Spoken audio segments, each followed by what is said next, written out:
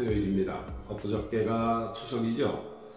뭐 코로나 때문에 이제 고향 방문도 자제하라고 그래서 많이들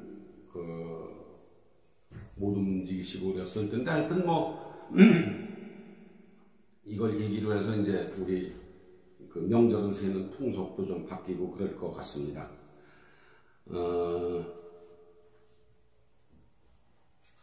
오늘은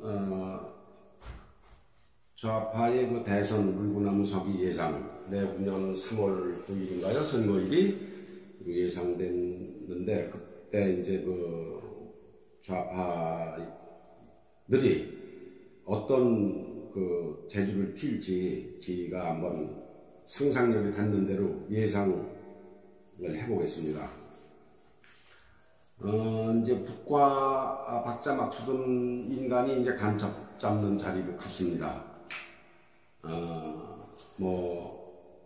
그 사람은 이제 몇 년 전 국회의원 공천을 못 받게 되니까, 지역 공천을 못 받게 되니까 이제 해봐. 나는 물구나무 서기를 해서라도 국회의원 배지를 달고 말겠다. 그런 사람입니다. 박지원이죠. 결국 뭐 물구나무 서기를 해서 배지를 달았어요. 뭐 자기 딴에는 이제 정치 구단이라고 스스로 얘기를 하고 있는데, 하여튼 이렇게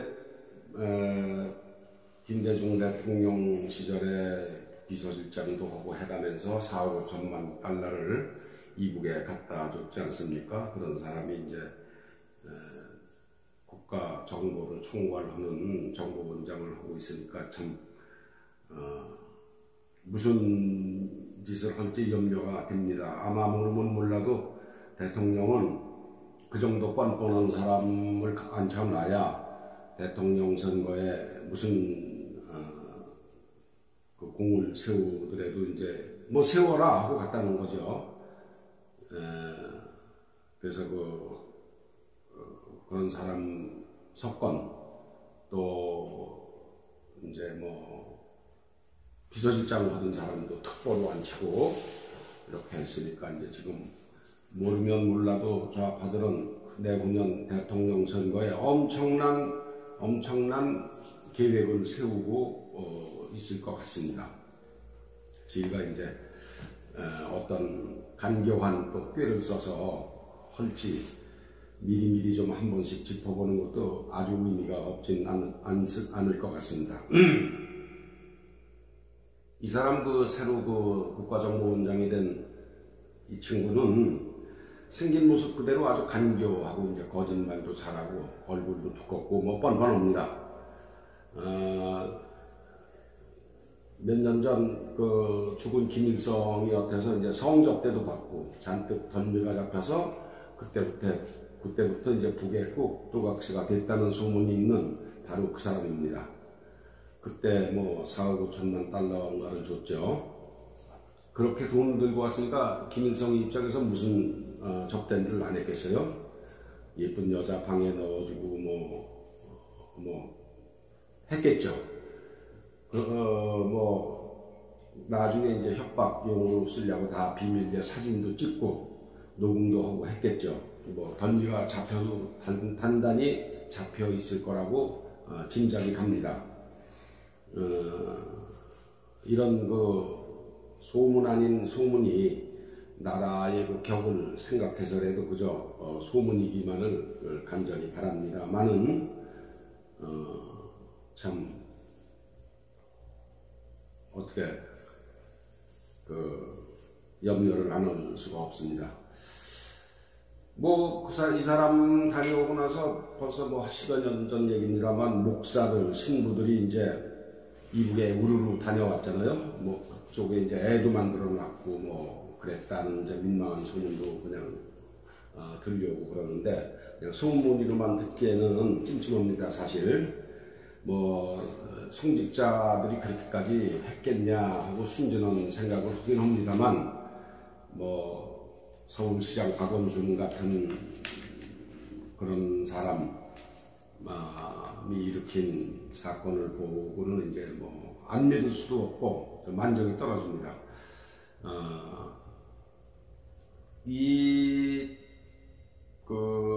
새로 국정원장으로 간 친구 그 아버지가 바로 1946년 남한에 있던 공산당이 자금을 마련하려고 그 화폐를 찍는 조선 정판사, 그게 화표 지금으로 치면은 조폐공사입니다. 조폐공사 사장으로 할 때 자금을 마련하고 하려고 이제 의조 지폐를 찍던 사람입니다. 이 지금 국정원장으로 간 할아버지가 새빨간 빨갱이죠. 아마 이 친구가 사형을 당했을 겁니다. 그리고 그 아버지도 아마 올북한 것으로 알고 있는데 한번 여러분이 좀 찾아보십시오. 그 이제 자기가 뭐 신의 경지인 정치구단이라고 이제 떠벌리는데 또 구단은 구단입니다. 이게 뭐 정치구단은 아니고 정치를 오염시키는 구단입니다. 그런 사람을 그 자리에 덜커덕 박은 사람이나 간 사람이나 댐댐이가 참 똑같다는 생각이 듭니다. 대통령도 이제 그런 사람을 그 자리에 앉혔을 때는 뭔가 아주 중요한 미션, 임무를 줬겠죠. 그렇지 않고서야 뭐 그렇게 앉혔겠습니까? 근데 그래서 저희는 앞으로 1년 반 남았지만 미리미리 우리 그 시민들은 다가올 선거에 좌파들이 벌릴 농간을 미리미리 짚어보고 조심을 해야 되겠습니다. 제가 이제 자전거를 타고 이렇게 자주 운동을 하러 다니는데 수원역 앞에 맞은편에 그 사창가가 있어요. 사창가라고 해서 그게 뭐 여성 비하 발언이라고 또 욕을 먹는 건지 아닌지 모르겠습니다만은 그 사창가 밖에 프레카드를 하나 걸어놨습니다. 프레카드를 걸어놨는데 반일은 못해도 불매운동을 한다 이렇게 걸어놨어요. 반일은 못해도 불매운동을 한다. 그러니까 사창가에 왜 그런 프레카드가 걸렸는지 전 도저히 이해가 안 갑니다. 안 가는데 하여튼 사창가에서 종사하시는 여성분들이 반일은 못해도 불매운동을 한다. 할 수 있겠죠. 할 수 있겠죠. 그런데 독립운동하고 일본 상품 불매운동이 도대체 무슨 연관이 있는지, 그가 왜 또 하필 사창가 밖에 걸려 있는지 전 지금도 해석이 궁금해 죽겠습니다. 이게 이제 좌파들이 억지 반일운동을 도처에서 벌리려니까 그런 표도 붙여 놓도록 이제 사주를 한 것 같은데, 저는 이제 사실 이게 삿가닥질 물구나무 석이 하는 것보다도 삿가닥질이란 말이 좀 편합니다. 제가 이제 삿가닥질을 찾아보니까 일본 말이던데, 저보고 이제 또 토착외구라고 그러겠죠. 야, 너는 물구나무 석이란 말을 빼놓고 왜 삿가닥질이라고 그러냐. 이제 친일을 한다고 또 얘기를 하겠지만, 친일이 뭔지 저한테 좀 한번 설명 좀 해줬으면 좋겠어요. 친일이 뭔지. 일본 물건 안 사고 그러는 게 친일 하는 건지, 그게 애국인지 저는 도저히 이해를 못 하겠습니다. 이 좌파들은 이제 변종된 진보입니다. 말로는 자기들은 진보라고 하지만 변종 진보입니다. 그래서 좌파들은 이제 좌익의 사주를 받고 있는데, 이 좌익과 결별을 하는 게 좌파들이 살 길이긴 한데,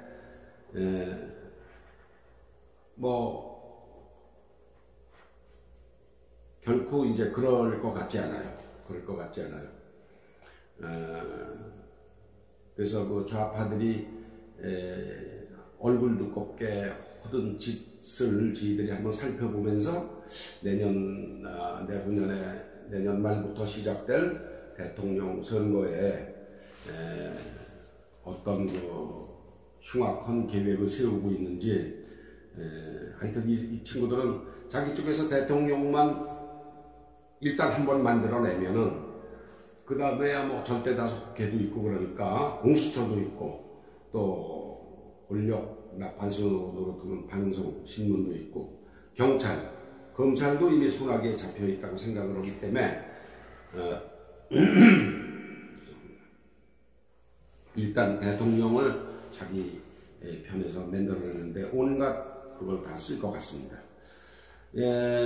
뭐 노빠, 문빠, 뭐 족빠, 뭐 이런 빠 부대도 많잖아요. 대깨문도 있고, 또 길거리에서 일사분란하게 이제 움직여 주지 않습니까? 족빠, 조기를 아주 그 지켜 세우는 그런 무리들은 아주 그 두목이 파렴치 수준의 범죄로 재판을 받는 중에도 재판받고 온 그 차를 뭐 먼지를 닦아주라고 야단 법석을 떨고 그랬죠. 뭐 참 코미디입니다. 그런 든든한 지지 세력이 있기 때문에 이 친구들은 어떤 일이든지 저지를 것 같다. 이제 저는 그렇게 보는 겁니다. 이제 토컴은 뭐 유모차 몰고 나와서 죄 없는 아기를 태우고 아주 순수한 그 천진난만한 이미지를 연출하는 문바들도 있지 않습니까? 애들이 무슨 죄가 있나요? 근데 이제 그 노빠, 문빠, 족빠, 무슨 뭐 대깨문 이런 사람들이 다 사이비 진보입니다. 자기들은 진보라고 그러지만 사이비 진보입니다. 좌익에 세뇌된 악질 변종 진보입니다.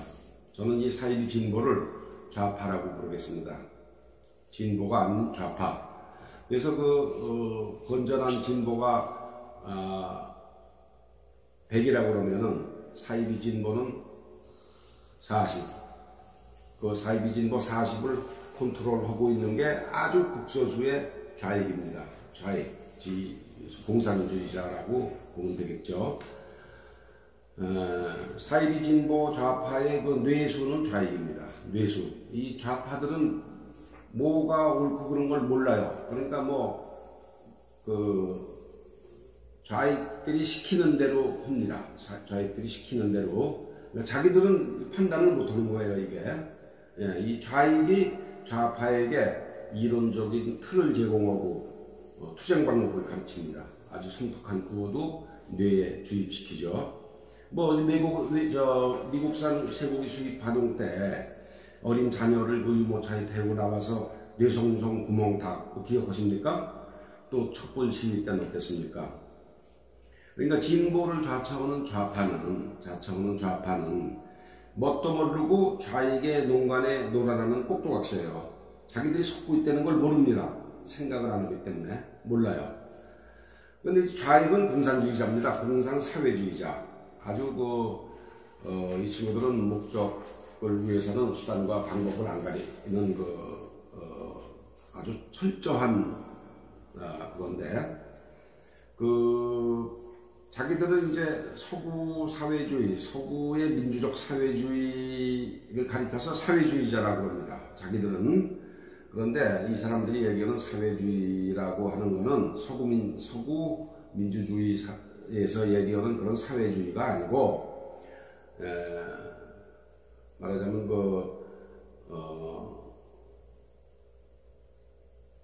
공산사회주의죠. 쉽게 얘기해서 공산사회주의. 그런데 하여튼 사회주의라고 그래요. 사회주의가 그러니까 저희들이 자칫 잘못 생각을 안 하고 있으면은 사회주의자다. 사회당 있잖아요. 구라파에도 그런 거하고 다르지 않겠구나. 이렇게 이제 생각을 하는 거죠. 그래서 서구 사회민주주의에서 얘기하는 그 사회주의와 공산사회주의를 혼동하고 우리들이 혼동하는 걸 이용해서 자기들은 절대로 공산주의자라는 얘기는 안 합니다. 사회주의자라고 그러죠. 사회주의자로. 그래서 저희가 이제 그런 거를 좀 잘 구분하는 공부를 좀 해야 됩니다. 그래서 좌파가 이제 그 사회주의자들의 선전에 속고 있는데,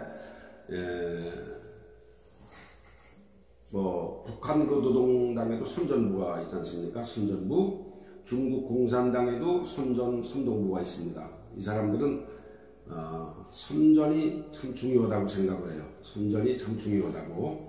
그래서 이 사람들이 얘기하는 선전은 우리가 아는 그 공모라든가 홍보 뭐 이런 거와 퍼블리시티, 영어로 퍼블리시티와는 아주 다른 얘기입니다. 선전 선동입니다. 글자 그대로 사실 여부와 관계없이 선전 선동, 이거에 아주 능하기 때문에 이 공산주의자들이 얘기하는 선전 선동에 우리가 당하지 않기 위해서는 좀 더 철저하게 공부도 하고 그래야 되는데, 사람들이 그렇게 다 하나같이 우리 말하자면 우리 마음 같질 않잖아요. 우리 마음 같질 않잖아요. 그러니까 이제 거기에 무상 이제 우파는 당하는 겁니다. 이 선전 선동에.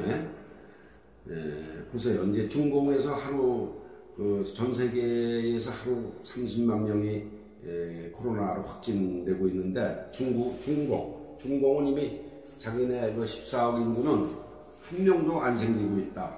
완치됐다. 이게 선전 선동입니다. 아주 대표적인 선전 선동입니다. 그러니까 눈 하나 깜짝 안 하고 이제 15억이 한 명도 안 생긴다고 하고 있는 거죠. 눈 하나 깜짝 안 합니다. 중국은. 그러니까 저희가 사회주의라는 말에 두 개의 속성이 있다는 사실을 저희는 철저하게 잘 알아야 됩니다. 그래서 이제 선전선동의 능원, 권력을 잡기만 하면, 일단 잡기만 하면은 뭐 나중에 부정선거니 뭐니 해도 된다. 이런 좌파들의 농간을 저희가 잘 알고, 어떤 농간을 얘네들이 부릴래나, 이걸 좀 예상해 보는 것도 아주 의미가 없지 않습니다. 그래서 저희가 오늘은 좌파들이 앞으로 대통령 선거에서 부릴 농간을 하나씩 짚어보겠습니다. 미국과의 갈등을, 첫 번째, 미국과의 갈등을 아주 극대화할 걸로 예상됩니다. 한미연합도 축소하고, 연합훈련도 축소하고, 축소를 넘어서 폐지 요구를 할 가능성이 있습니다. 시나리오 1입니다. 미국과의 갈등을 극대화하려고 하는 게 좌파들이 다음 대통령 선거에서 벌일 수 있는 가장 있음직한 시나리오입니다. 주한미군 준비용 분담금 협상, 그것도 지연하고, 한미연합훈련 축소, 이미 축소되고 있지 않습니까? 연기되고 있지 않습니까? 이 착착 의도대로 진행 중이죠. 주한미군이 이제 없으면 한국은 안보가 참 흔들리는데, 이 주한미군하고 갈등을 일으키면은, 비록 자기들이 국가의 안위를 떠나서 정권을 지킬 수 있다고 판단을 하는 거예요. 이 좌파들은. 네. 그래서 한국전쟁에 군대를 보낸 중국으로부터 우리를 지켜주는 주한미군을 어떻게든지 하여튼 약화시켜서, 갈등을 일으켜서 여론이 들끓는 틈을 이용해서 이제 반일 운동을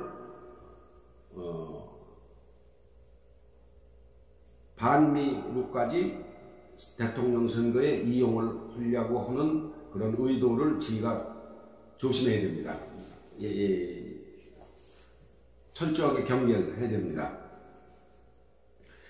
한미훈련 이미 축소됐죠? 폐지하겠다고 일방적으로 통보할 가능성이 있습니다.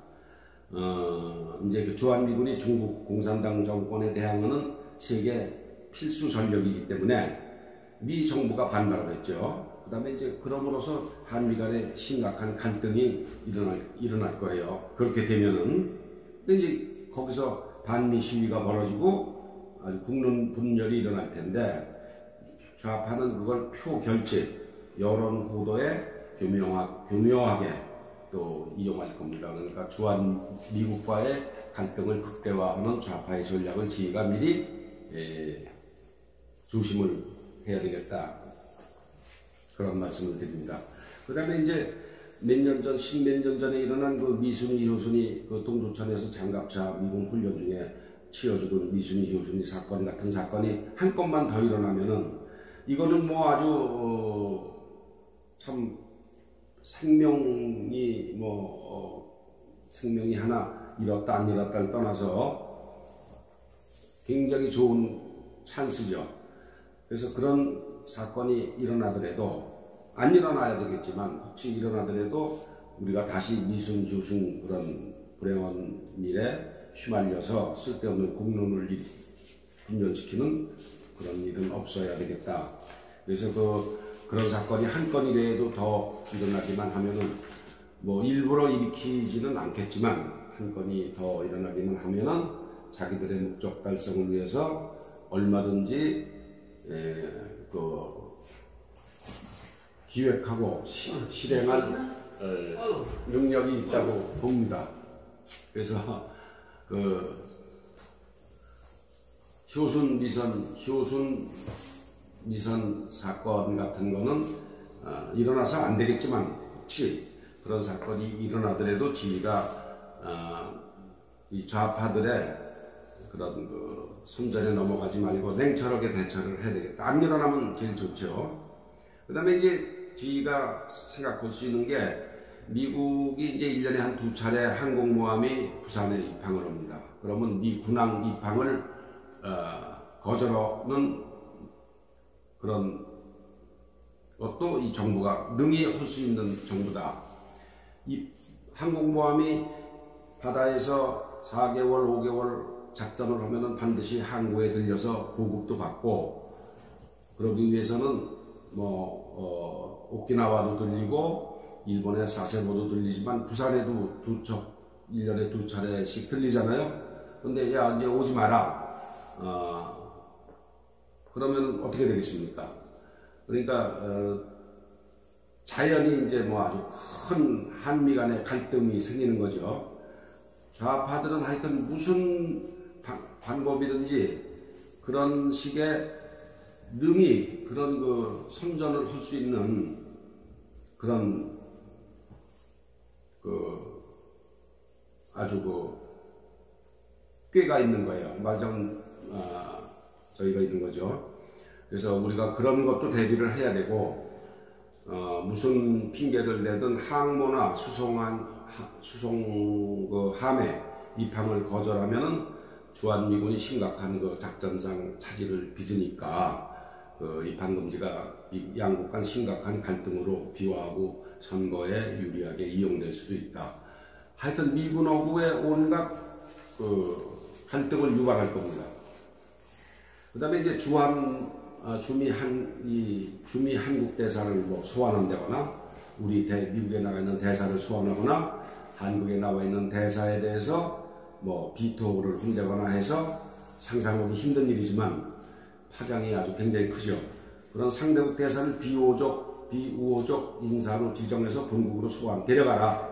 그걸 PNG라고 합니다. 페르소나 non grata, PNG라고 하는데, 한국에 와 있는 니네 대사 데려가라. 우리 더 이상 이 사람, 니네 대사를 인정을 못하겠다. 라든가, 미국에 나가 있는 한국 대사를 소환한다든가 하면은, 이게 심각한 양국 간의,